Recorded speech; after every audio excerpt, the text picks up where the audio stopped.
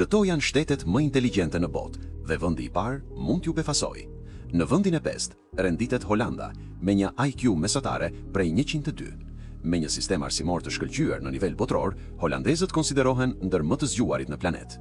Në vendin e 4 është Tajvani me një IQ mesatare prej 104, si një fuqi e madhe në teknologji dhe shkencë që nxjerr disa nga mendjet më të mprehta në botë. Në vendin e 3 renditet Japonia me një IQ mesatare prej 106, e njohur për inovacionin dhe disiplinën, duke qenë vendi i disa prej rezultateve më të larta të inteligjencës.